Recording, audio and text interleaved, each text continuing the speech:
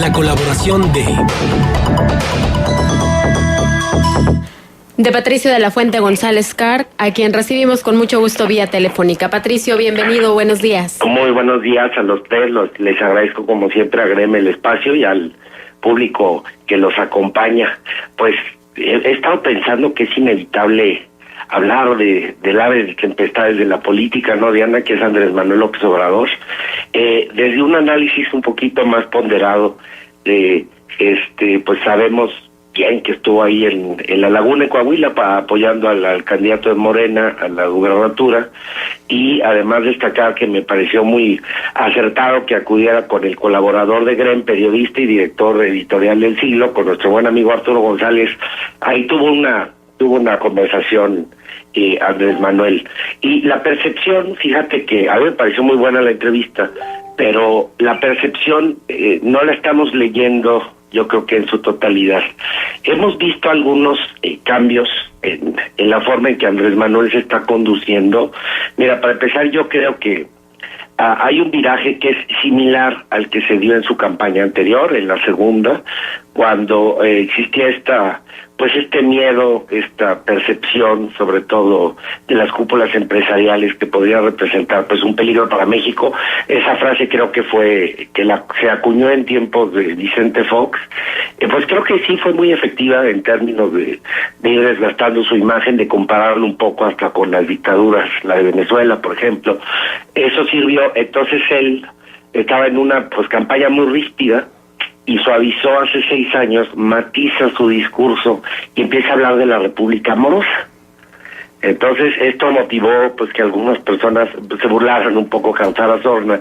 También otros se cuestionaran si un hombre en esencia puede cambiar, y más a esas alturas del partido. Hoy estamos viendo algo similar, pero diferente. Estamos viendo a un Andrés Manuel López Obrador que se ha acercado con los empresarios. Alfonso Romo vuelve a aparecer ahí, este empresario de Monterrey que ha tenido varios descalabros y problemas a lo largo del camino, pero no podemos negar que Alfonso es un hombre profundamente inteligente. Habla de él que por una cuestión de aritmética, de pragmatismo, lo va a apoyar, y dice: yo quiero aterrizar todas estas, básicamente así lo dijo, ideas mafufas que tiene, y ponerlas en el terreno de los hechos y cómo pueden ser factibles. Por otro lado, estamos viendo un acercamiento de figuras importantes. El caso de Esteban Moctezuma, que dijo que lo hacía a título personal, a mí no a título de grupo Salinas Pliego. A mí me parece que cuando un personaje de ese nivel asume el apoyo, pues no lo hace a título personal realmente. Y el propio Miguel Torruco, a quien conozco y tengo un gran afecto desde que soy chavo, que pues se puede relacionar con Slim porque son consuegros. Entonces estamos viendo a un Andrés que está como que extendiendo este perdón, habla de las mafias del poder, habla del perdón, invita a personalidades a sumarse. Barbosa hace lo propio. Estaremos viendo una desbandada importante en el PRI, pero la primera reflexión aquí sería si es el mismo, si va a ser el mismo a la hora de que los cocolazos, Diana, se pongan pues más fuertes, si no vamos a regresar a ese Andrés que el más grave problema siento que tiene, y le admiro muchas cosas, otras no estoy de acuerdo con él, que es el candidato que solito se autodestruye cuando vuelve a caer en estos monotemas de separar todo en blanco y negro, y sobre todo, y te lo quisiera dejar ahí, frente a un electorado y a una nueva generación de jóvenes que lo que menos quieren oír es eso, que les tienes que hablar de formas distintas. Ahora, yo te preguntaría, y lo vengo reflexionando hace algunos días después de la visita de Andrés Manuel, de la larga entrevista que le dio al Siglo de Torreón, y con algunos temas muy interesantes. ¿Qué está pasando que no permea la campaña? Y lo veo desde esta forma. O sea, cuando hoy vemos una campaña de Andrés Manuel con personajes de la talla que ya has citado, me queda claro que ha abierto el discurso y que tiene más cartuchos con los cuales está convenciendo a figuras de cierta relevancia. Pero también me queda claro que hay un electorado masivo que sigue todavía con aquella idea de Andrés Manuel, el del desafuero, Andrés Manuel, el que lo único bueno es el tema de las pensiones, o sea, que no ha logrado finalmente permear y comunicar su visión de país y cierta clase de conceptos que de alguna forma están convenciendo a personajes nada despreciables. ¿Por qué no baja su campaña? ¿Qué le está faltando todavía para que eso que sí está convenciendo a las cúpulas? A veces me pregunto si es una estrategia, está empezando de arriba hacia abajo, pero ¿por qué todavía no permea a nivel masivo esos conceptos, esas ideas que sí están convenciendo ya en ciertas cúpulas? Mira, muy buena pregunta. Hay dos cosas yo siento ahí.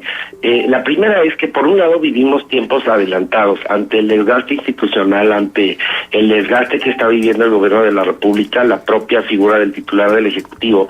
Pues desde hace muchísimos meses el presidente ha perdido poder de decisión, de maniobra. Esto hace que varios de los caballos, digamos, y las yeguas, sin decirlo peyorativamente, pues han estado brotando. Margarita anunció, por ejemplo, su campaña hace muchísimo tiempo. Yo veo que nadie en este momento la ha aterrizado, ni Andrés, ni el propio Anaya dice que no quiere, pero si quiere Rafael Moreno Valle. Tenemos una serie de actores, porque hay nuestra legislación electoral es tan complicada y tan difusa a la vez que no quieren, me imagino, caer en lo que se puede denominar como actos anticipados de campaña. Falta poco, pero a la vez falta mucho. Entonces, yo no veo en ninguno, ni siquiera en los independientes, cuál sería el problema del país, digo, el proyecto del país, y ese es el problema, bajar a piso la campaña. Sí. No te puedes quedar en los eslóganes. Yo veía las preguntas que le hacía Arturo. Bueno, ok, usted está hablando en el caso particular de Coahuila de que tenemos dos escenarios, el PRI, que es lo mismo de siempre, es una suerte de continuación de lo que ha habido en Coahuila. Está el PAN. Andrés decía, bueno, pues es que el PAN es lo mismo. Arturo le preguntaba, bueno, pero Morena, a ver, ¿qué ofreces tú? Aquí sí se tiene que pronunciar. Yo ofrezco honestidad. Son conceptos electorales, pero demasiado vagos para mi gusto. Entonces, ahorita es lógico que la gente esté viendo estos 3 escenarios, viendo la elección a 3. Un PRI, donde van a ir todos los partidos satélites del PRI, como es el Verde, como es el PES, que van a estar ahí más o menos en un bloque. Vemos la opción del PAN con alguien, vemos a Morena, que está teniendo un crecimiento exponencial, pero no vemos a los otros, no vemos cómo van a jugar los independientes. Para mí esta es una elección, estoy seguro, Diana, que se va a jugar a cuartos. Yeah. No entre 3. Tiene que surgir por ahí otra opción, creo que puede pasar, son factibles las condiciones para que una izquierda más moderada, progresista, a lo mejor podría brotar de ahí algún proyecto interesante. ¿Independiente puede ser? ¿Mandé? ¿Independiente podría ser? Podría ser independiente, podría ser algún candidato apoyado por otro tipo de izquierdas. Pueden jugar muchísimos escenarios, pero el problema sí existe, hay dos, respondiendo a tu pregunta. Uno es cómo disipas todas estas dudas que muchas personas siguen teniendo sobre si se puede cambiar o no, cómo aterrizas el proyecto, a lo mejor por eso la vinculación con los empresarios, porque hay una capacidad de gestión que a veces no tienen los políticos y la visión del empresario es muy importante, cómo bajar, cómo hacer. A veces yo veo en Andrés a un hombre idealista, pero también mafufas algunas de las ideas, incosteables, inviables. Entonces, es decir, a ver, aquí yo me apoyo de la experiencia de ustedes para hablarle a esa clase empresarial, decirle que esto no va a ser Venezuela, aterrizar las ideas, pero también el empresario me aterriza la idea y la hace posible. Pero eventualmente tiene que salir de lo mismo, porque la preocupación ahora no es la misma elección, porque hoy te hablaba yo de la generación de nuevos votantes, y los nuevos votantes, el millennial y los jóvenes que están en los 20, están cansados de los dimes y diretes entre los políticos. De hecho, estamos hartos todos. Sí, claro. Lo que quieren ver son propuestas y ver, a ver, cómo lo que tú vas a hacer me puede afectar a mí, y ponderar y analizar. No ataques, no dividir el mundo en que el PRI es corrupto, el PAN es así. Son conceptos demasiado básicos. Bueno, pues ahí está. Tendremos que irle dando seguimiento y vamos viendo cómo van evolucionando los discursos, ¿no, Patricio? Muchísimas gracias. Gracias, buenos días. Gracias, Hasta Patricio luego. de la Fuente González Carc, en su colaboración de todos los viernes.